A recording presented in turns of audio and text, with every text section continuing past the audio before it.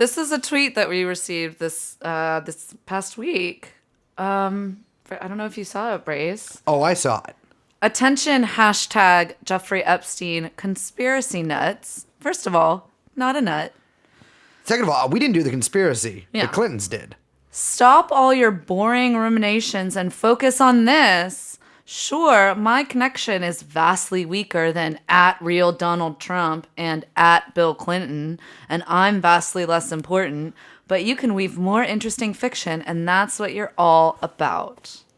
This is from Patry Friedman, which, by the way, if you're listening, hello, Patry. Yes. Oh, he's definitely listening. Patry Friedman is one of those strange oddities of the modern age. He is Milton Friedman's grandson. And he can suck my fucking dick. He only got 29 likes on this bad boy. Pussy. I found on his LinkedIn, which is the pedophiles platform, that he really was the board of directors and on the board of directors and was the director of fundraising for a little organization called Humanity Plus. Now, you might remember Humanity Plus from that little Epstein adventure into transhumanism. He donated a bunch of money to them. Epstein did. Yes. And he donated a bunch of money to them during the 3 years that our boy Patry was the director of fundraising. I pointed this out, or someone using our account pointed this out. It wasn't just money, though. He paid the salary of one of the board of directors, correct? Yes. Correct. I believe that's been reported in at least the New York Times, if not also the Washington Post. Yes, and for once they got it correct. Yes, the not failing New York Times, as I'm always saying. The winning New York Times. Mm-hmm. So I pointed this out. I thought it was said another one of the strange-minded details in the case, which it is.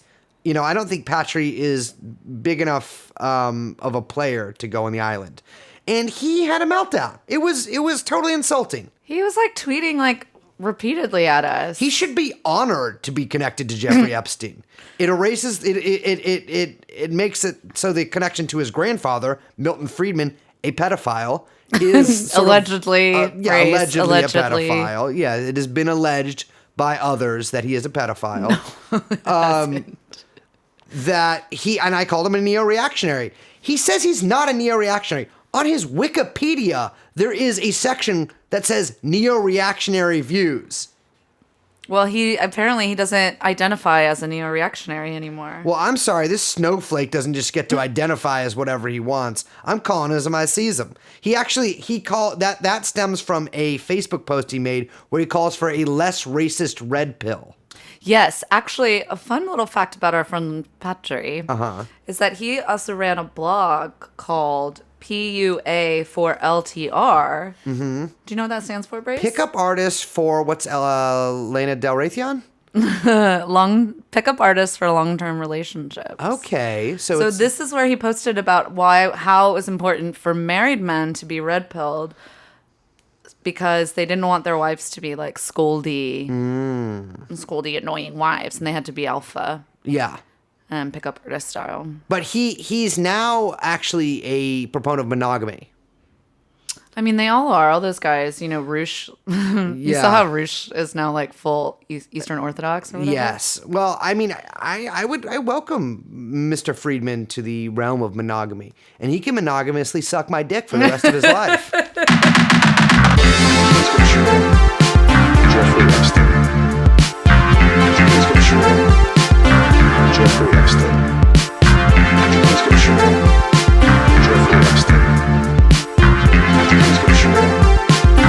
Jeffrey Epstein. Come in.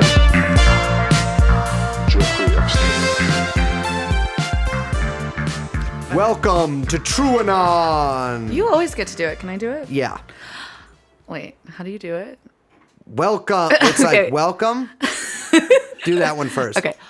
Welcome to TrueAnon. Kind of stuttered on the first syllable. Welcome to TrueAnon. Welcome to TrueAnon, the only podcast that is a podcast about Jeffrey Epstein. Yeah, wow. Podcast twice in one sentence. Let me try it again. This needs some male energy. The only podcast which is firing Liz Franzak as a host after this episode.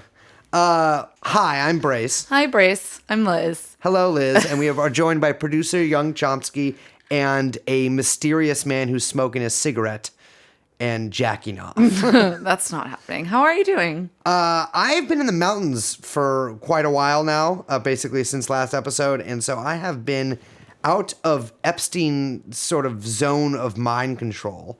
I'm back. Are you back? Miserable. You're back in it? Yeah. Speaking of, there's a lot of stuff to go over. First off, fuck Larry Salona. Oh, wait. Wait. First off, it's true. What? Cameras. Yes. So the Washington Post, Jeff Bezos paper, just announced that investigators scrutinizing video outside Epstein's cell find some footage unusable. Brace, what a surprise. I, for one, am shocked.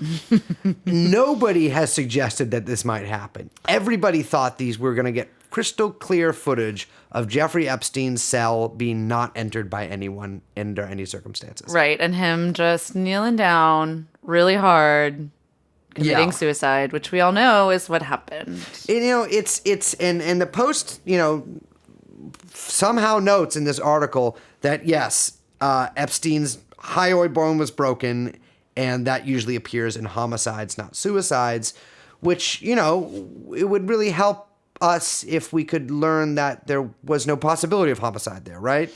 Well, what's funny is it says, it was not immediately clear why some video footage outside Epstein's cell is too flawed for investigators to use, or what is visible in the usable footage. Yeah, okay. It's not immediately clear? Mm-hmm. I think it's pretty clear. So, I don't get it. Did the camera just degrade? Like, did it start disintegrating? What, did someone spill something on it? It's a fucking camera.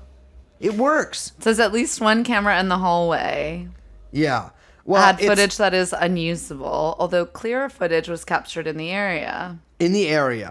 That's super vague. So it's like this is, I keep saying, but it's like exactly like on The Wire, where it's just like, there's no footage. There's no footage. No, it's like, whoopsies, the one time we did it, we turned the cameras around. We're going to see something on loop of a hallway that could be anywhere, and we're not going to see anybody.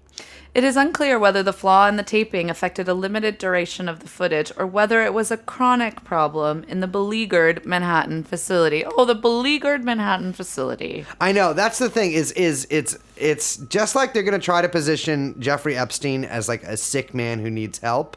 They're going to try to position this as like, oh, it's just, we need more money for the MCC, Well, yeah, it's understaffed. Mm-hmm. As we know, that's the reason why no one saw it, because understaffed. Yeah. And now, the infrastructure's rotting. We need a boost of money in here. Yeah. So I don't buy it. So I've actually been thinking about something too. You think they make Anthony Weiner do the hits now?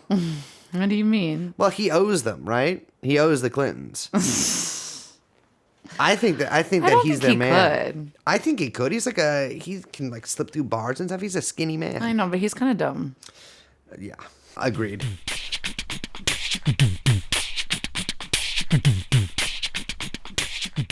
What else do we got? Larry Salona. I look like Larry Salona, too. Who is that, Brace? Larry Salona is a reporter for the New York Post, owned by Rupert Murdoch. Before we get into this, let me tell you a little story about Rupert Murdoch and Ghislaine Maxwell's father. Okay. When Robert Maxwell, Mossad asset Robert Maxwell, first bought his newspapers, or first started constructing his newspaper empire, he had on the top of his building a helicopter landing pad installed. And that was pretty rare at the time. And what he would do is he would fly over Rupert Murdoch's office on the way to meetings, specifically, like go out of his way to basically buzz Murdoch's office to be like, I can travel by helicopter anywhere where I want, and you can't. And it must bring Murdoch so much joy to just like help out his old rival's daughter like this. I mean, so what is Larry do you want to give a little introduction to Larry Salona? Larry Salona is a reporter at the sometimes failing, sometimes winning New York Post, who has broken quite a few stories. Yes, the Post was the first to leak Epstein's suicide. And we'd like to shout out Twitter account user Mooncult for collating a lot of this information. Yeah, that's a good follow, you guys. So when the Post first came out with the article, because as you remember, they were the original people who had the Ghislaine Maxwell In and Out exclusive photos. They reported that the regular diner or daily regular recognized her and asked her who she was, and she said, she admitted her identity, and then he took this picture with a really fancy camera. Yes. Of course, that selection was later deleted. Right. That in itself would be like, okay, this guy's a bit of a hack. He was passed along some story, and he sort of just, he put it out kind of gormlessly, right? Unless you take into consideration that Mr. Salona was also the man who had the Epstein death picture. Not only that, but this is where it gets even weirder. And we probably are going to go into this a little bit more next week. But Larry Salona was also involved in the filming of Eyes Wide Shut. Yes, he had the newspaper. He was the author of the New York Post article in that. Not only that, but he was hired by Stanley Kubrick as a consultant on the film. Jesus Christ. So let's just let's circle back on this a little bit. Mm-hmm. So just to zoom out a little bit and give everyone the full picture. What we're saying is the New York Post reporter, Rupert Murdoch's New York Post, Larry Salona, the man who reported not just Ghislaine Maxwell's whereabouts in Los Angeles, including the photograph, not just the attempted suicide on our good friend Jeffrey and the MCC by Nicholas Tartaglione, not just Jeffrey Epstein's alleged suicide in the MCC, also was a consulting journalist on Stanley Kubrick's final film, Eyes Wide Shut, which was said to have revealed some things that perhaps some very famous people did not want revealed surrounding certain types of sex cults. So why was Salona brought in on this, do you think? Well, I don't know. Do you think perhaps that the people that Kubrick had this sort of weird relationship with insisted on his presence? Or do you think that Salona was just sort of placed to be around Kubrick? So it's going to get even crazier, Brace. Oh my God. When Kubrick died, Yeah. Salona was the first one to break the story. What? Bullshit. Yeah. So this Salona guy, it's difficult to find information about him, but he's been working at the New York Post for a long time, and he has let me just say, quite a few articles out.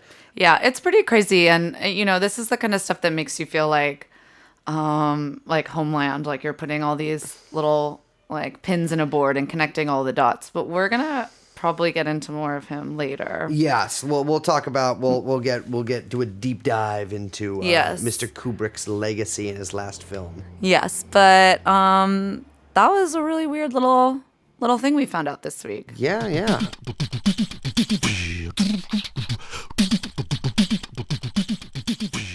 What do we got next?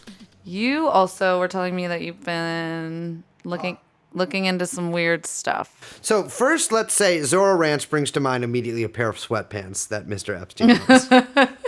And Liz, you discovered this earlier this week, yes, right? Yes, we were looking at Jeff Fit Pics, as I like to call it. He is swag. Yeah, he's got a good look, and that it gives me no pleasure to report this. He's athlete. Is that athleisure? Sure. Yeah. It's kind of like norm. He's like a kind of a normcore. Yeah. He's Brooklyn and Manhattan. Yeah, I would not be surprised if he Supreme uses his mugshot in their next ad campaign or something. Oh, that'd be excellent. Yeah. Yeah, so his sweatpants. Yeah, so he was a big fan of the monogram. Yeah. And he had sweatpants that said Zorro down the leg. Mm-hmm. But what's the crazier ones is he had another pair of sweatpants that said LSJ. For Little St. James. For Little St. James down the leg. There's no Great St. James ones? GSJ? I didn't see. I think LSJ was his baby. I kind of wanted them. I saw them and I was like, oh, those are kind of cool. You think we could bootleg them? Do you think that's fucked up if I wore something like that? Well, no. It's sort of like, you're a woman who will never have sex with Jeffrey Epstein on account of your age. Breeze! What? You're too old. I am 20 years old. He likes 16-year-olds. Why am I in trouble for this? I think it would be. Don't call me old, Breeze. I'm not calling you old. I'm calling you too old. No. For Jeffrey Epstein. It's not an insult. It's like, so he was basically, the man is fitted in straight Epstein wear. Yeah. My God. Yeah. He also, it's in front of the manse in New York. He also had, J.E. just on the wall. It's kind of like tacky. Like it's like putting your name just everywhere. Like Trump. Yeah. Oh, it's a total Trump thing. Just like branding everything Jeff. It would have been awesome if it was just Jeff. Yeah, I know, because it's such a stupid fucking name. Apologies to all Jeffs out there. And Epstein is just like not a like cool or like. If your name's Jeff, change your name. Yeah, to Brace or Liz. So yes, but that's not what I was getting at. You told me that you've been a little pizza pilled. Yeah, absolutely. Well, I mean, so let me be clear what I mean by pizza pilled. Pizzagate is real, right? But it's also not real. Like the whole like premise of Pizzagate, which is that like Hillary Clinton has her own ring, blah, blah, blah. It's being run out of the basement of this pizza restaurant. That was like not real. But all the facts that were reported in some of these Pizzagate websites that I may or may not have been looking at, well, they are real. Does that make any sense? Yes. So what I'm saying is Pizzagate's not real, but all the facts in Pizzagate are real. Mm-hmm. Yeah, and some of those facts have led me to examine Zorro Ranch in, let's say, greater detail. The sex farm. Yeah, well, the sex hacienda. So our astute listeners might remember that we talked about his New Mexico compound on an episode. And this is what he called Zorro Ranch, where he was planning on a large-scale, let's call it, insemination project. Absolutely would call it a large-scale insemination project. And Brace has been doing a little bit of digging into some interesting sources. Yeah, so one of the original real estate agents that he used to try to find him some property in New Mexico, he didn't end up going with her. But she reported that she looked around, presented with a bunch of places, and then came back to the place where he was staying, knocked on the door, and he answered it, and he was flanked by a bevy of young girls. Epstein was. She assumed they were his daughters. Why is everyone... This is what everyone says. This is not a good, like, alibi. You can't just say that someone's got a bunch of daughters. Who has like 10 daughters that are all the same age? And having sex with him. Well, I mean, it's New Mexico. Who knows what they get up to in the desert there. Yeah, so when I went to this is what she says. Her name is French. When I went to the door where he was staying, it was filled with teenage girls. I just assumed they were his daughters. I didn't think much about it at the time. So it was actually filled with teenage girls. What does that mean, filled? It's a room. What is this, like the Von Trapp family? Filled with teenage girls. So we've gone over the ranch a little bit before. To remind everybody, there is the living room, according to the plans, is 2,100 square feet, which is larger than the average house in Santa Fe.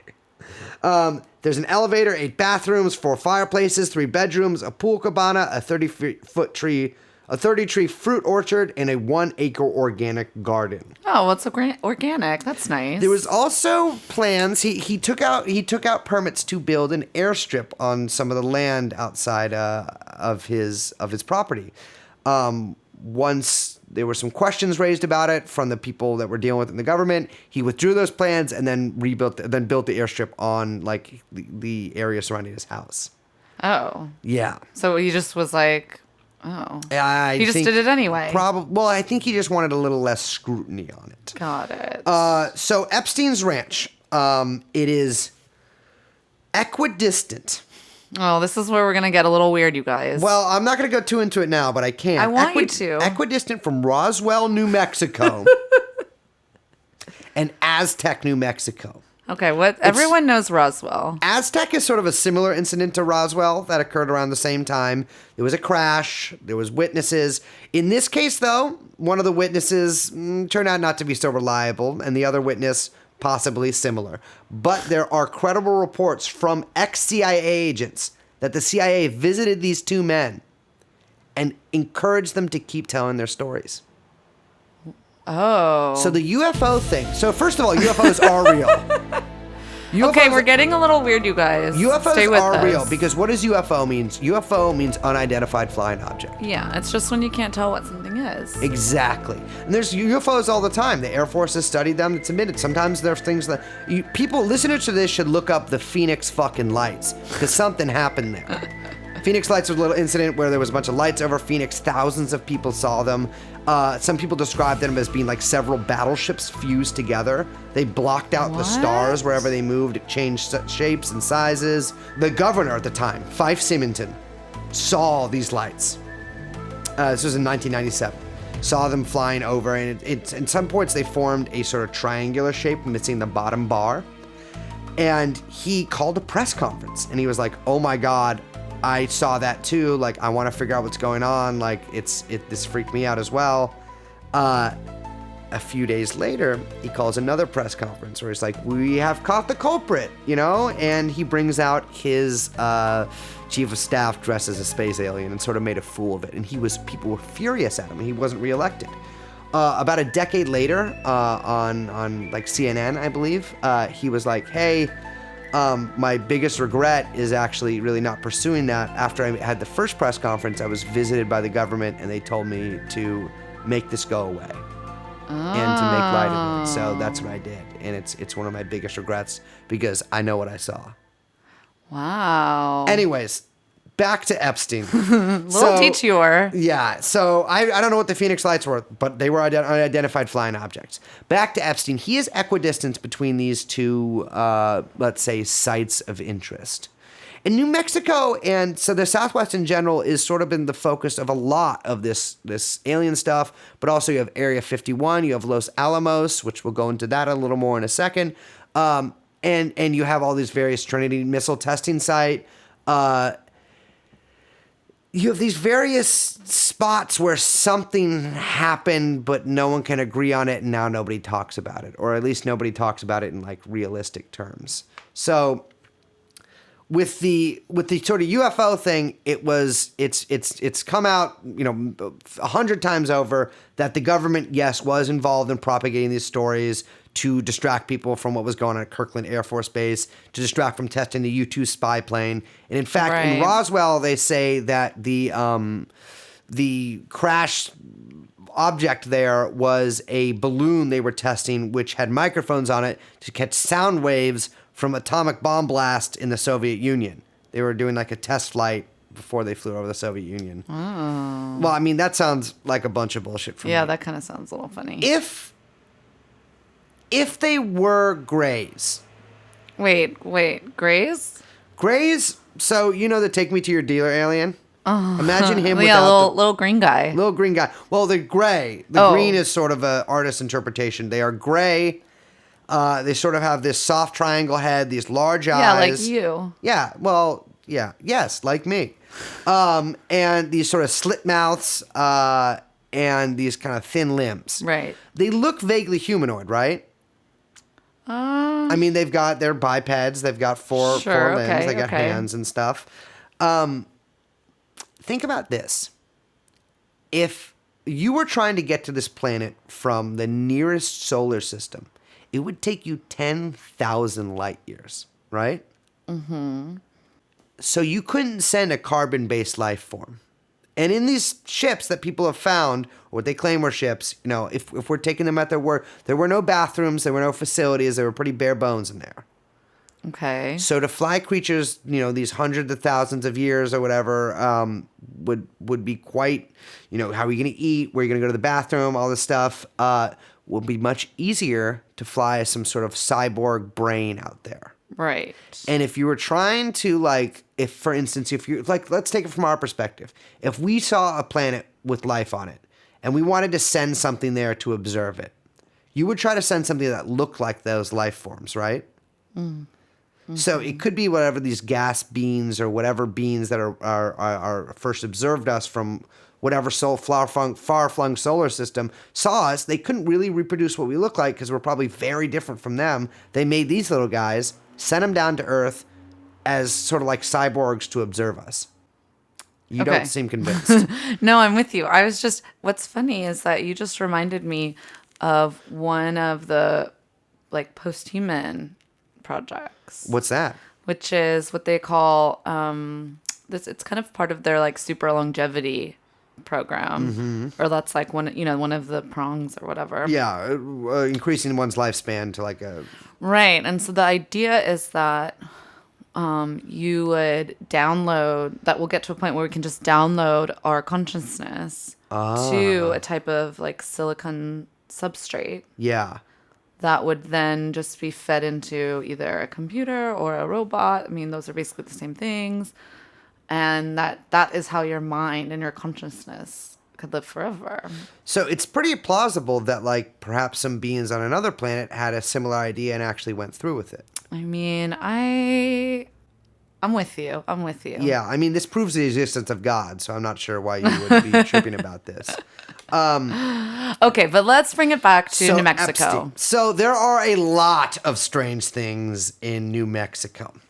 One of the things that I noticed on his ranch was a long building, a sort of dorm-looking building. Dorm? Well, yeah, possibly for staff or ... Staff, quotation marks staff. Exactly. People lady staff. Perhaps paying or perhaps maybe not, was not paying, maybe had their passports, with bars on the windows.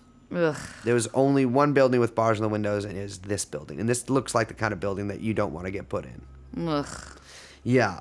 When he's home, his neighbors would say, and I find this to be a really sort of arresting image, he comes home about once every month and a half, every 2 months. Mm-hmm. And the lights from his hacienda would blot out the stars.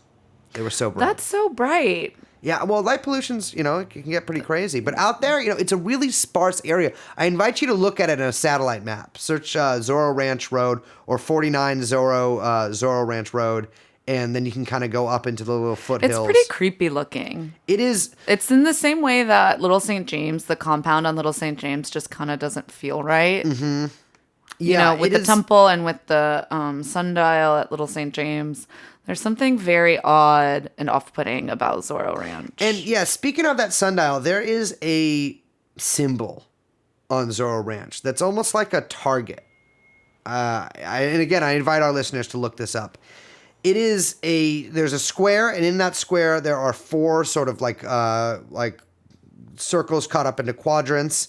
And in the middle there is a little bit of, I don't know what you would call it, scrub brush in a circle.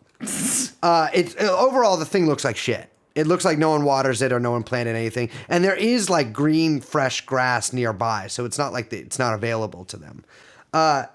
There's something about the center of that target and the fact that it is a target that gives me a feeling.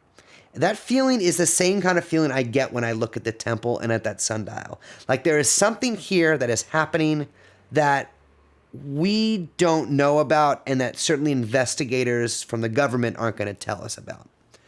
It should be noted that in Epstein's parcel of land, there is another parcel owned by the state. And in that parcel, which again is in the middle of Jeffrey Epstein's land that he owns, is a circular building. I think there could be something underground here. I mean, I think that's... Without a doubt. Yeah. Yeah. There's another... Sorry, again, I have to go tell about a little something. There is sort of a long-standing urban legend, or actually, I guess you could call it ex-urban legend, about what's called dulce bases underneath. I don't know why you're laughing. This is a real thing to some people, which are underground bases. Military bases. Military bases, but in the vein of Area 51, sort of secret military bases, where a particular one in northern New Mexico was taken over by Greys. And as reported in The Independent, there was a firefight between Delta Force and the Greys that left 60 human beings and an untold amount of aliens dead.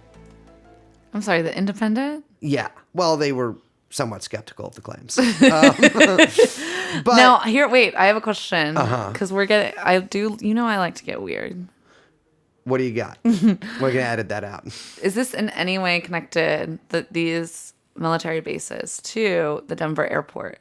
I mean, without a doubt. I'm not a Denver airport expert, although, I mean, it is unquestionable that there's something going on there. Yeah. I think we got to get Governor Ventura on the show. But I'm sure it is. I mean, if you build one tunnel, you build a million. I mean, it's right there. It's right there. In Colorado, the Colorado-New Mexico border is actually where this rumored base is supposed to be.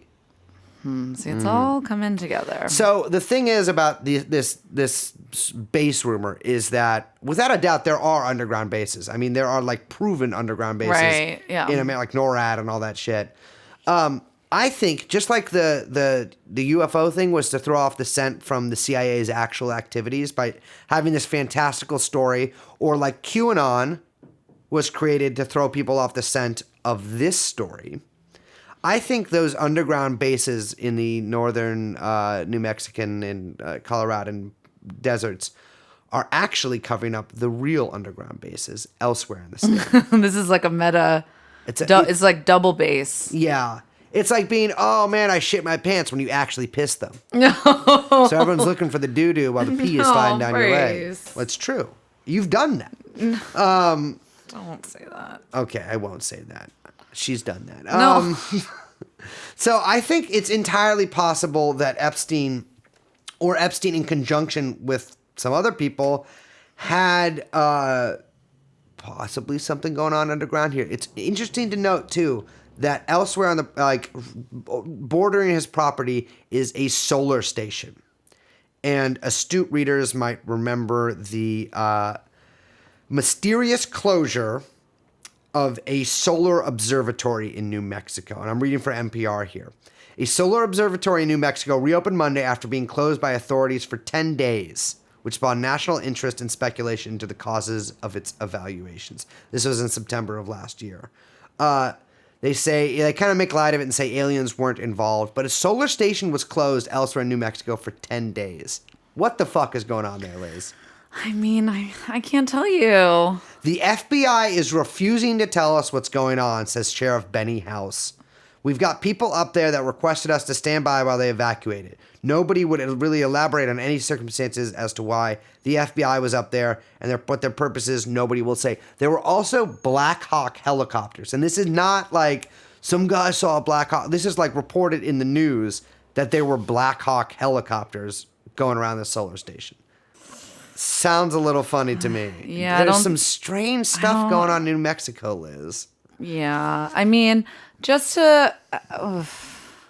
no comment from me in the peanut gallery. So, we're also pretty close here at Zorro Ranch to a little place called Los Alamos. Oh, you've mentioned Los Alamos before. Well, something pretty famous happened there, right? Yes. So what happened at Los Alamos, Liz? Los Alamos is the home of the Manhattan Project, the laboratory that built the atom bomb and then tested it. Yes. Pretty at the Trinity site. Trinity site. Wow, very close to Epstein's ranch. How close? I think it's like 110 miles away. 111 miles away from the Trinity missile site.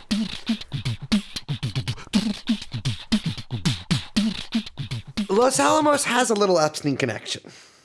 And that connection is, of course, like many things, through one Robert Maxwell. Oh, gosh. He's back. He's back. Robert Raring to Maxwell, go. again, father of Ghislaine Maxwell. And it's funny, actually, I heard him described as the socialist Rupert Murdoch. What? Yeah. Well, because he was a Labor Party MP. And he was. And You're right. he was from sort of that border region of like Czechoslovakia, Hungary, whatever, where actually it was passed, like the village he's from was passed through control from the Austria-Hungary to Czechoslovakia, and then later, of course, Germany. Sure.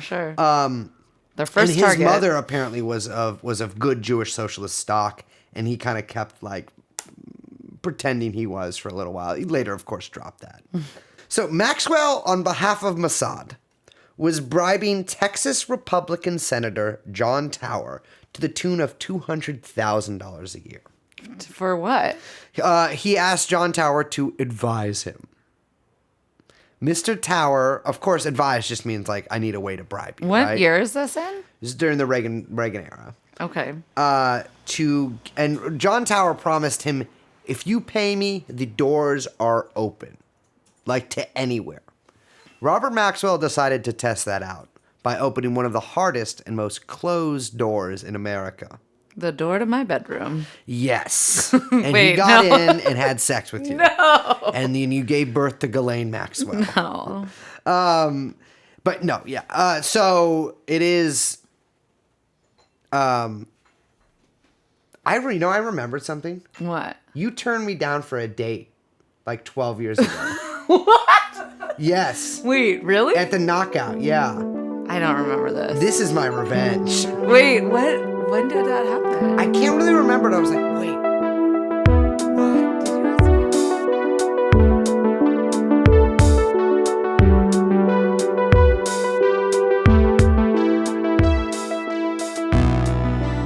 So now with that on the tip of my mind, Tip of your mind. Tip of my mind.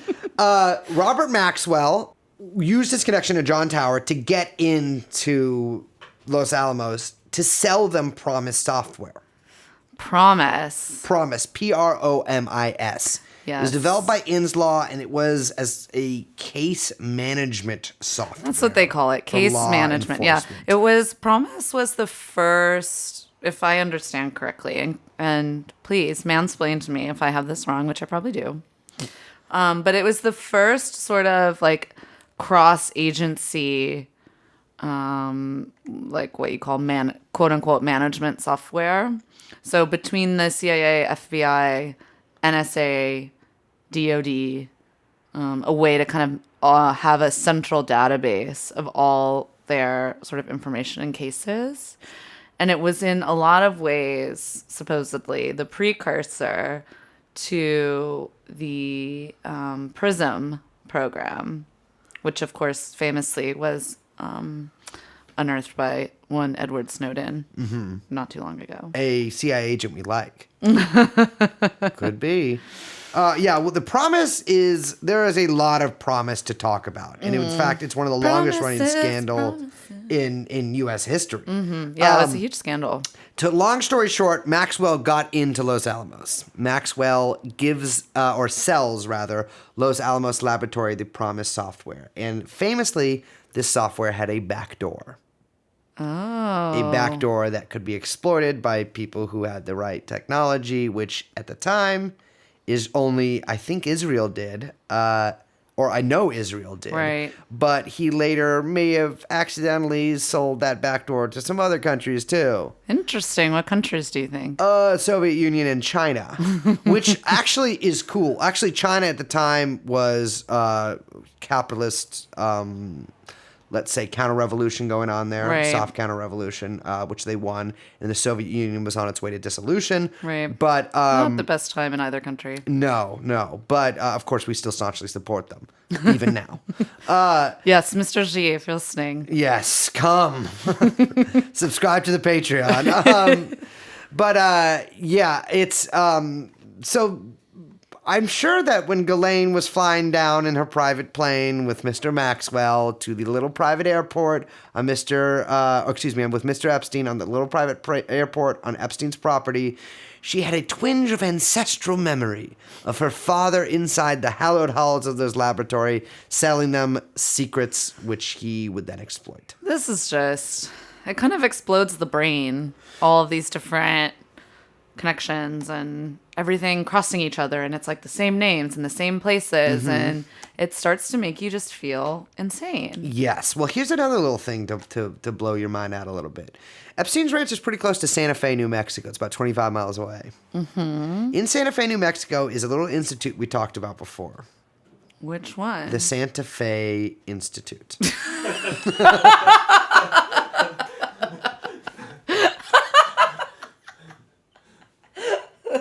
Wait, really? Is that the name? The name is the Santa Fe. We talked about this before. That was so anticlimactic. Yeah.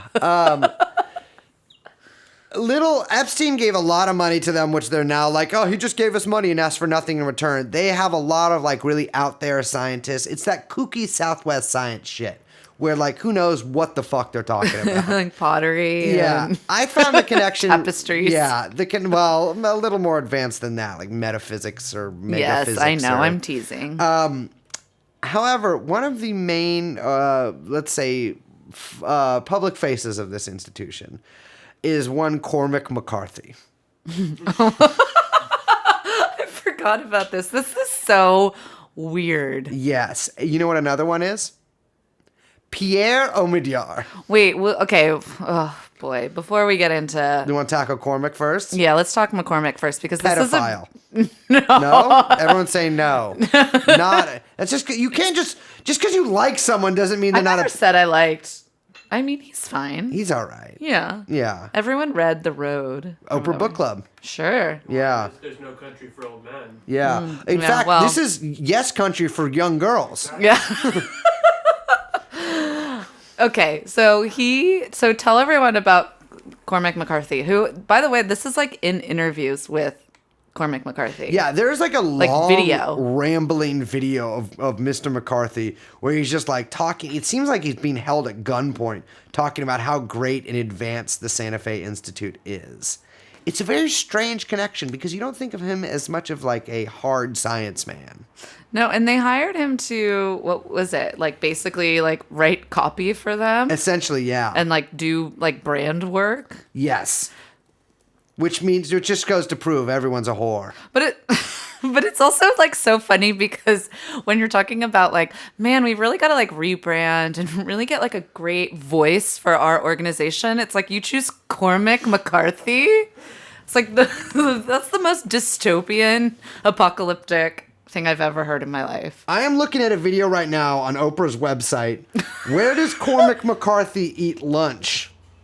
And short answer is the Santa Fe Institute. Yeah. On Oprah's website? If you look up Cormac McCarthy and Santa Fe Institute, there are like 100 videos. Okay. He is, let's say, close to the Institute. What's the deal with Pierre Omidyar? Pierre Omidyar is also a huge financial backer of the Institute. There's like an Omidyar like fellowship there. And Pierre Omidyar also runs like a multinational intelligence network too, and is like really close to the Modi regime. Yeah, dude, I don't know if our listeners know that much about Pierre Omidyar. We should probably talk about him in length at some point, but Pierre is not your friend.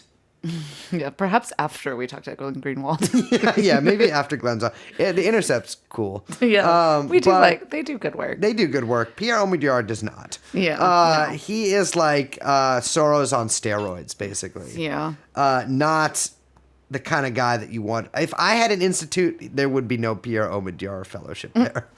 So it's just another one of those weird little things. And of course, Epstein is super tied into this. I mean, he was close to this institute. It's one of those weird hippie kind of like Feynman, you know, like we're smoking dope and talking physics kind of thing. Right, but then they do like really, really crazy bad stuff. Exactly.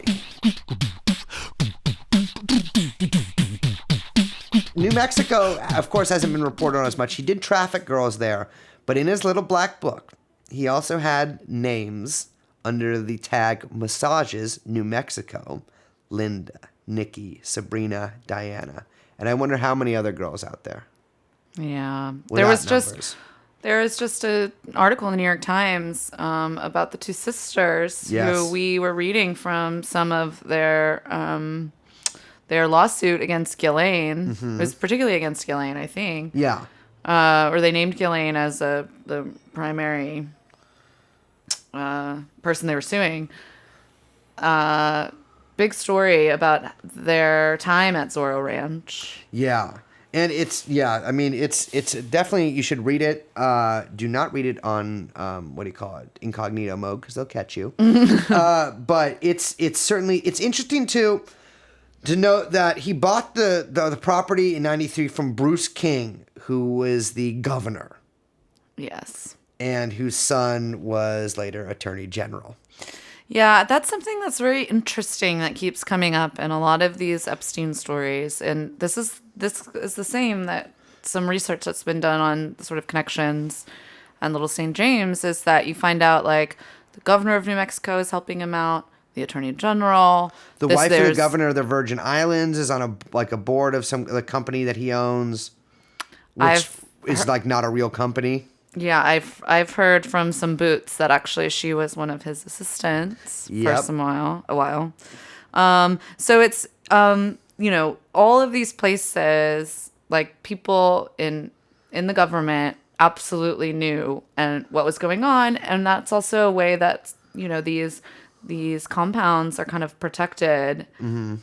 And from by law enforcement. Yeah, absolutely. And he wasn't, when he went to New Mexico, he sent, there's actually, you can look these up. He has little emails he would send like, hey, I'm on the sex offender list. I'm coming there. He wasn't actually on the sex offender list in New Mexico, though. Yeah, so the only state he was not on. Yeah, someone helped him out there. Mm-hmm. And just like someone tried to help him out in New York and get his status downgraded. Yeah, I wonder why that was. Yes. So anyways, if you live in New Mexico, go to that ranch immediately. The FBI still hasn't raided it. I'm sure it's been cleaned and acid sprayed and bleached from top to bottom, but you can uncover something and you can get in the tunnels, my man. I'm talking directly to you. You can get in. Watch out for those aliens. Yeah.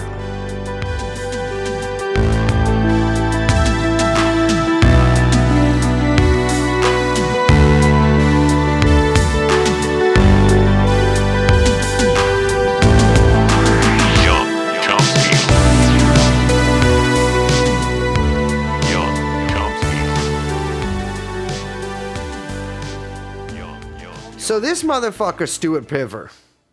Stuart Pervert? Stuart Pervert. First of all, who is this bitch? Taking care of Epstein every day. Hanging Mr. Epstein in his cell. Stuart Pivar. Pivar? Pivar. Pivar. It's crazy. So yeah, it's so great because every week it seems like some new totally insane interview comes out about Jeffrey Epstein. Jeffrey, it's crazy. You think like, oh man, these people are like, again, we talked about this. Like these people are.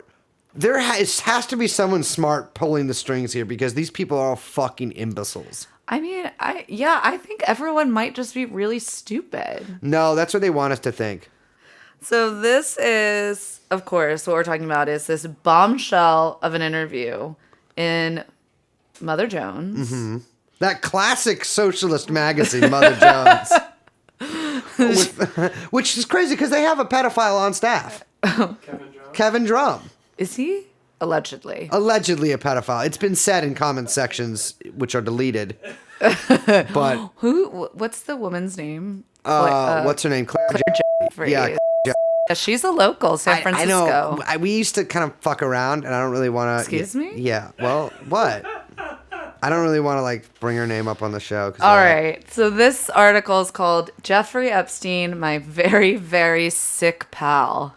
So Pivar is a fucking insane person. Well, he's 89 years old. Yeah, but he's been insane for decades, though. He's an art collector and, quote, a controversial scientist. And I think that we need to just highlight scientist here. The reason he's so controversial is because he doesn't believe in regular Darwinian evolution. He has this theory that he came up is where we all came from donut shaped beings. It's like tubular. Yeah, it's toy bar or something. It's like a word I've never seen before. But because he's just making all this up, he put out this book describing this theory, and I read a review of it, and the guy said, this book is not fit for a clown college. He said it was evolution for balloon animals. Yeah, and he like says that like, yeah, it's a donut shaped. This is Mr. Pivar's hypothesis. It comes from a donut shaped, and then he sort of like starts drawing the donut shaped morphing into like a pair of legs, and that's how we got legs. It like splits off in legs. I mean, it's totally insane. Totally insane, but correct. So he also founded the New York Academy of Art alongside Andy Warhol. Another alleged, you know what I mean. Artist, Yeah. scientist. And Epstein also was on the board later on of the... Shocking. I know. So these guys were good friends. And I guess Pivar was at like a bunch of those like weird science summits and knows Steven Pinker and Alan Dershowitz and all the same guys that keep coming up. It's funny though, he keeps repeatedly mentioning that he never went to the Isle of Babes. Yeah, that's what he keeps calling it, the Isle of Babes. He seems to like be under the very like such a dorky nickname. I know, it's such a like I'm a scientist. I mean, look this guy up and you'll understand why he calls it the Isle of Babes. Sex dorks. This guy does not seem like he... This guy is not boinking. No. There's like a neurological thing going on with this guy where it's like a tubular donut down there. Yeah, he's got nothing but a donut. He seems rather confused during the whole story, like he does, or during the whole interview, like he doesn't exactly realize what he's doing. Like he's... Yeah, he seems like he's getting confused. So I think what we should do, Brace, is we should just, because our listeners love this so much, and we do like to give you guys a little treat, I think we should just read from some of it. Okay, what part? What do you think? I'm a Mother Jones reporting this. So how did you guys meet? One day in the early 70s, a friend of mine brought me to Jimmy Goldsmith's mansion on the east side, and I walked in, and there in the grandiose lobby was a grand piano, and there was somebody playing the piano with great virtuosity, and it was Jeffrey Epstein. That's how I met him. Did you know that Jeffrey was a piano virtuoso? I heard that he played the piano. I never heard the word virtuoso. Yeah, he was a major talent among his other talents. So who's Jimmy Goldsmith? Okay, Jimmy Goldsmith. Funny you should ask. I believe he was a member of the European Parliament, actually. But he's like a major, like moneymaker, tycoon, politician. A goldsmith. The Goldsmiths actually were, funny enough, a like rival family to the Rothschilds. Really? This is like an old school aristocracy. My people beat him out. Fuck you, Jimmy. Yeah, he also, I believe he was like kind of a right-hand, like financier. Financier man to A1 Margaret Thatcher. Oh, Maggie. Yeah. So, Pedophile. yeah, he's an interesting guy. He's a big guy. I'm sure he's British? Yes. Okay, yeah, all right. I guarantee there's some echoes of yew tree in this, if you know what I mean. Actually, he's French and British. Well, okay, yeah, definitely. Not echoes of yew tree. This man should have been caught. So I've got to ask right off the bat, what's your take about the current scandal, the allegations? Listen, I'm in mourning for Jeffrey. I understand. The way he died is very immaterial. Do you think he would be the type of person to take his own life? Those things are trivia to me with respect to Jeffrey and what he was and all that kind of stuff. That's not the issue. I understand. That's not of any interest, really. Jeffrey was an important person. The detail of he happened to kill himself is completely immaterial and profoundly sad. What do you think you know about Jeffrey that the broader public might not know about, who he is as a person? Everything. So you don't think he's guilty of any of the allegations against him right now? Let's put it this way. What's the difference between the punishment which befalls a murderer and a serial murderer? It's the same. If Jeffrey was found guilty of fooling around with one 16-year-old trollop, nobody would pay any attention. The trouble is what he did was quantitative, not qualitative. What Jeffrey did is nothing in comparison to the rapes and the forceful things which people did. Jeffrey had to do with a bunch of women who were totally complicit. For years, they came there, time and time and time again, and if there was only one of them who did it, no one would have noticed, except he made an industry of it. And why did he make an industry out of it? Because Jeffrey was a very, very, very sick man. For some reason, that doesn't get understood. Did you ever hear of nymphomania? Do you know what that is? Little editor's note here. Yes, I do. Stupid, Brace. Vaguely, yes. What do you mean vaguely? Everybody knows what a nymphomaniac is. It's a girl who is insatiable in her sexual appetite, right? Yes. Yeah, there are men who are like that, and it's a disease. It's called satyriasis. And Jeffrey was afflicted with that. I see. He couldn't help himself. And this is something... I know that. This is something that you observed with him personally as his friend. At close range. You saw him struggle with this. Yes. I mean, Jeffrey was pathological. That's the thing. Yeah, but the idea of framing it as an illness is like amazing. ridiculous. Also, this is like, I mean, so like Dr. Freud over here, by the Yeah. way, it's like, this is not a thing that's like diagnosed. This is not a thing anymore. Really? There's no nymphomaniacs or satyriasis men? I mean, I'm sure that there are people that like have issues with this, but don't we know? I mean, isn't it normally like sex addict? Yeah, I mean, I've known people who I would probably describe as sex addicts, and like, I don't think that they. Really? Yeah. I mean, I went to rehab, and I went to rehab right. with people with like mental illnesses and stuff who were mostly there for that. And yeah, there was people there who were basically addicted to sex. They were addicted to like jacking off and stuff too, just like all kinds of weird, like they couldn't help themselves. That doesn't really seem to me like what Jeffrey had. I mean, he had this like need to do it a few times a day, but his was like, these people didn't have the sex urge with children, you know? Like they were just, it was anything. Okay, let's get back to this because there's some good little bits in here. And were there any other moments like that where you became aware of things Jeffrey was doing? Yes, yes, yes. Would you care to share any of those details? Yeah, one time. The point is, Jeffrey was a sick man. Like, people are sick with all kinds of diseases of every kind, especially behavioral ones. There are all kinds of nuts running around. They get guns, they kill people, and all that kind of stuff due to behavioral aberrations. It's interesting to hear from someone who knew Jeffrey Epstein. Well, I knew him quite well for years and years and years and years and years. Who's bringing in the perspective that he was a sick individual, that he couldn't help I himself. observed that Jeffrey Epstein was a very important person in the scientific world. Jeffrey brought science to something which nobody else did. What was that? He brought together scientists for the sake of trying to inculcate some kind of higher level of scientific thought, even though he himself didn't know shit from Shinola about science.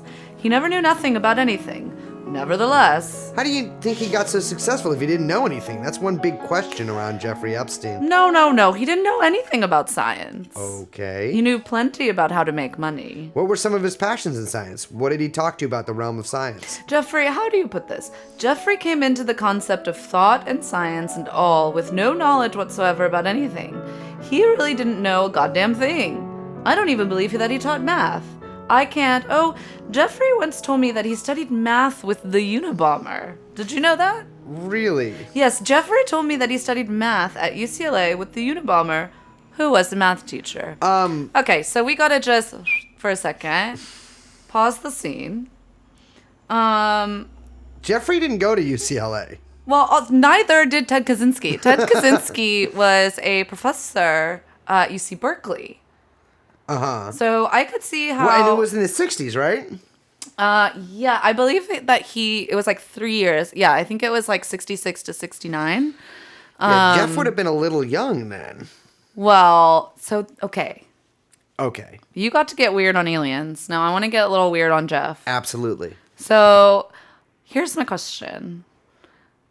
It's okay. So I think it's totally believable that this like foppish, crazy old man got mixed up about UCLA and UC Berkeley. Yeah, totally. Totally believable. Absolutely. I do it all the time. No, you don't. But people have said that Jeffrey was like a math genius. Yeah, I've heard that a lot. I mean, he must have been to get hired at Dalton when he was 20. Well, okay. So if Jeffrey was studying with Ted Kaczynski, that would have it could have been when he was 16. You think so at UC Berkeley? Well, Jeffrey would have been 16 when Ted Kaczynski was at Berkeley. Yeah.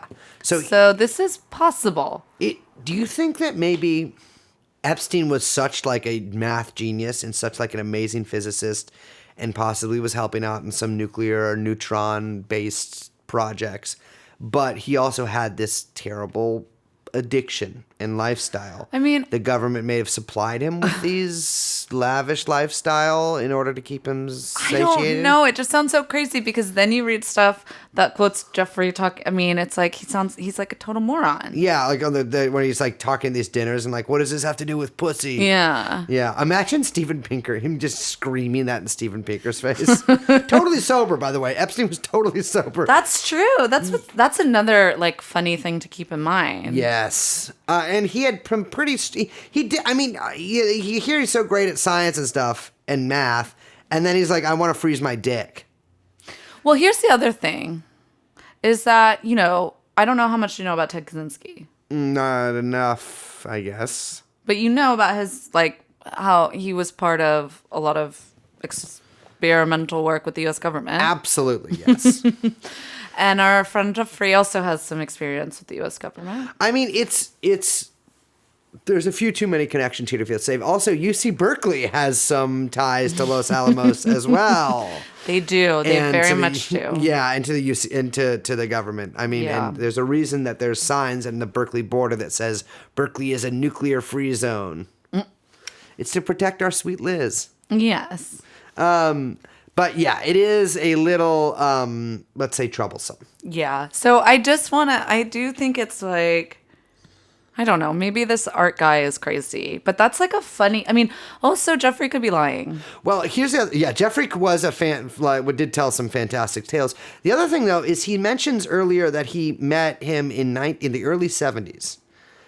How was Epstein at Jimmy Goldsmith's house in the early 70s, which, if we're being generous, ends at 74, because he didn't start teaching at Dalton until 1974. And why would Jimmy Goldsmith, this hugely powerful man, have Epstein at his house even when he was teaching at Dalton?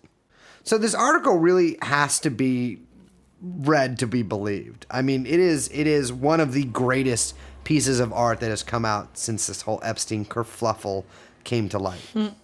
Maybe it's quite long, but maybe we can just go to the end because it gets really, really funny at the end. Absolutely. And really weird. So what's funny is at the end, Pavar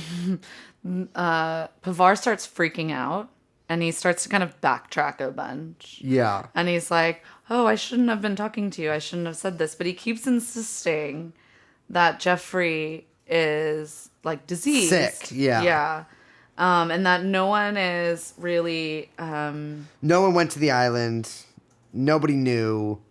And that his affliction isn't being discussed scientifically. But he also gets a little scared at the end. Yes. He says, I know it's all very interesting, but I'm just realizing something. I've just gotten myself into terrible trouble, and everyone who knows is going to be mad at me. Why the hell did I pick up the phone? I appreciate you giving me your perspective on this, and... No, you don't. You're going to misinterpret everything I just said, and you're about to get me into big-time trouble. I had no idea of what the hell Jeffrey was doing in all the years I knew him until it became clear, and then I divorced myself from having anything to do with him.